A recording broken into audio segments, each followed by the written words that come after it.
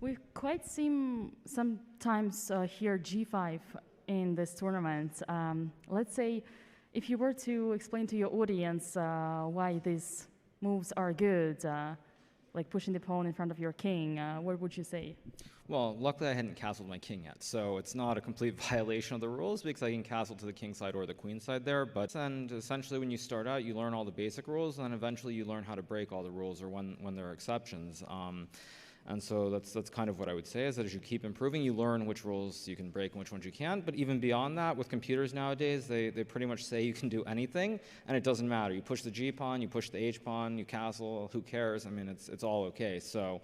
I mean, sometimes you feel, I guess we as humans feel like we don't really understand the game, but overall it's just there are different levels, and chess is a game where you learn the 1,000 rules and you learn when you can break them. Perhaps my final question for today, how has your audience been reacting so far to your 6 hours long games, but then they usually are used to see you playing 3 minutes? Well, I mean, I think as long as you're competitive, it's always going to be hype. I think there's a certain view that the streamers, when they play tournaments, aren't going to do very well, or people want to see the sort of the car crash or the train wreck. But I think as long as you're playing reasonably well, then good things happen. That being said, I mean, every game, like I said, I found a way to make sure it goes longer than it should. There's suspense, and I think people always watch that. Thanks a lot. Sure.